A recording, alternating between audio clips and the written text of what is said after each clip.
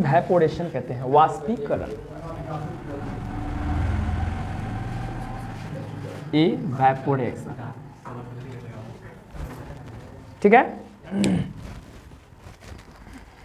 वाष्पीकरण, पहले हम ये जानने की कोशिश करेंगे कि वाष्पीकरण क्या है, ठीक है। वाष्पीकरण क्या है?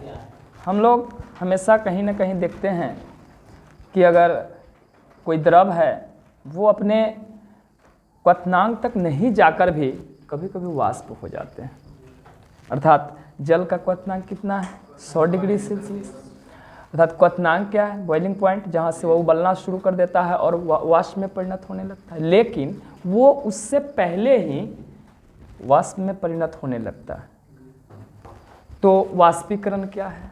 तो द्रव अवस्था से वाष्प अवस्था में परिवर्तन होने की एक धीमी प्रक्रिया है जो सिर्फ द्रव के ऊपरी सतह पर होता है। कहाँ होता है? जो सिर्फ द्रव के ऊपरी सतह पर। मान लेते हैं यह एक कटोरा है ना, इसमें जल रखा हुआ है, तो क्या यह पूरा पर वाष्पीकरण होएगा? तो नो सर, केवल ऊपर वाला पर। लेकिन जब क्वथनांक होएगा तो वो क्या होगा? पूरे पर होएगा, है ना। तो मैं बताना चाहूँगा कि वाष्पीकरण इवेपोरेशन होता क्या है।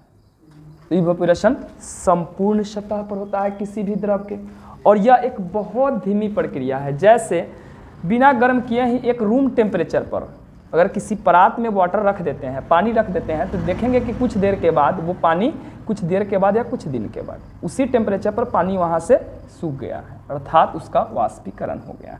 इसमें एक मुख्य बिंदु आता है क्रांतिक कोण, क्रांतिक ताप, सॉरी याद आ जाता वहाँ का, क्रांतिक ताप, क्रिटिकल टेम्परेचर, है ना। क्रांतिक ताप होता क्या है ना? आप लोग को याद है क्रांतिक ताप क्या होता है? नहीं?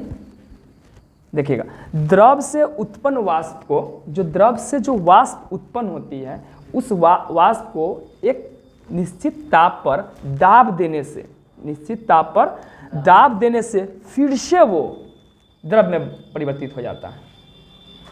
तो वही निश्चित ताप कौन सा ताप होता है? क्रांतिक ताप। एक निश्चित ताप जिस पर द्रव उबलने लगता है वो क्या कहलाता है? क्वथनांक कहलाता है। उसी प्रकार क्रांतिक ताप को अगर डिफाइन करें माइंड में, हमेशा के लिए याद रखें, क्रांतिक ताप होता क्या है? तो जब ये वाष्प बन रहा है, ठीक है, तो एक ऐसा निश्चित ताप जिस पर दाब देने से वह फिर से द्रव में परिवर्तित हो जाता है, क्या कहलाता है? क्रांतिक ताप कहलाता है। समझने में दिक्कत है क्या? नहीं। तो वाष्प, इससे अब इसमें बात करें तो गैसीय पदार्थ जो है वो एक गैस और एक वाष्प, ध्यान दीजिएगा, गैस और वाष्प। गैस को अंग्रेजी में गैस कहते हैं, लेकिन वाष्प को वेपर कहते हैं ना। गैस और वाष्प दोनों अलग अलग थिंग हैं। गैस जो क्रांतिक ताप से ऊपर घटित होते हैं वो गैस होते हैं, और जो क्रांतिक ताप से नीचे होते हैं वो वाष्प होते हैं। क्योंकि समझने वाली बात है, क्रांतिक ताप जहां से मिला वहां से फिर वो द्रव बन गया, लेकिन इससे ऊपर चला गया तो वो गैस बन गया। तो गैस अलग हुआ और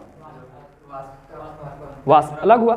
अर्थात ये भी बात करें तो गैस ना बॉयल तथा चार्ल्स के नियमों का पालन करता है, लेकिन ये वाष्प वान डेर वाल के नियमों का पालन करता है, ये इसके नियम का पालन नहीं करता है। गैसों का ताप क्रांतिक ताप से तो अधिक होता ही है, क्रांतिक ताप से हमेशा अधिक होता है गैस का ताप, लेकिन वाष्प का ताप कम होता है। दिक्कत है समझने में? नहीं।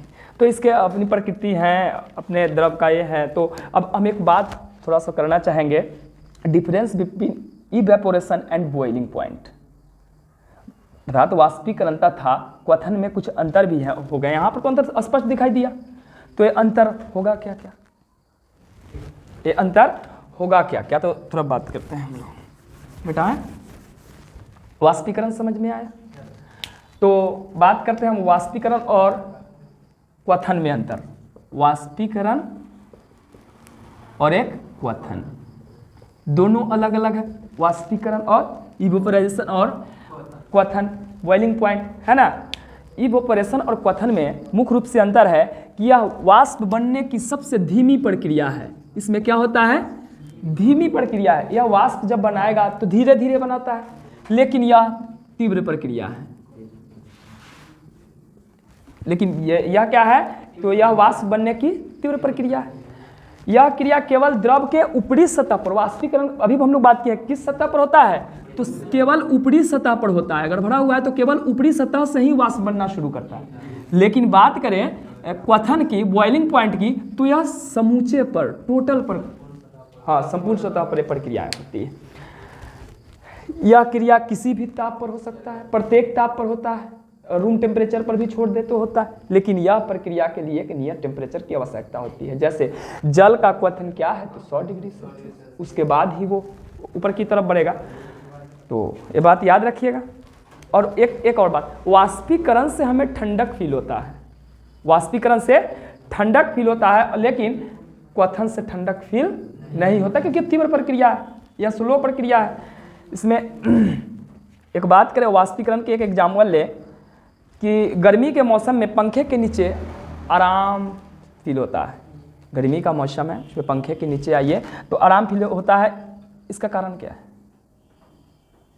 मतलब हो ना सर पंखा चल रहा है यही तो इसका कारण है? नहीं भाई, इसका कारण नहीं।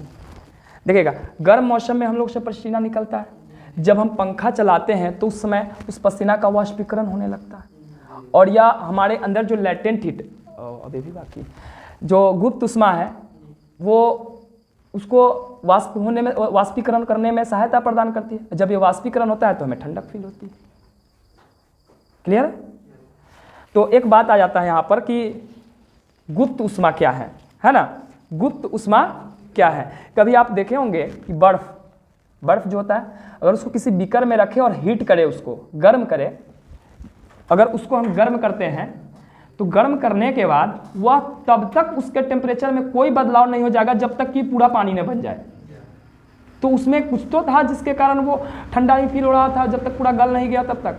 वही होता है गुप्त ऊष्मा। अर्थात किसी पदार्थ के इकाई द्रव्यमान के अवस्था परिवर्तन में बिना ताप बदले जितनी ऊष्मा आवश्यकता होती है, वही उसका गुप्त ऊष्मा कहलाता है। क्लियर है? समझ में आई बात? और एक एग्जाम्पल लेते हैं कि हथेली पर बर्फ रखने पर ठंडक का अनुमान होता है। क्यों? हाथ पर बर्फ लेते हैं तो हमें ठंडा लगता है, ऐसा क्यों होता है? देखिएगा बर्फ हमारे हाथ पर आता है और हमारे हाथ से जो गुप्त ऊष्मा जो है उसको लेता है, लेटेंट लेता है, और लेने के बाद क्या होता है कि वो पिघलना शुरू करता है। और जब भी पिघलना शुरू करता है तो हमारे हाथ की गर्मी तो अधिक होती है, और ले कौन रहा होता है, तो बर्फ ले रहा होता है। और जब बर्फ लेगा तो हाथ ठंडा ही होगी ना भाई, समझ रहे हो ना? तो यही कारण है।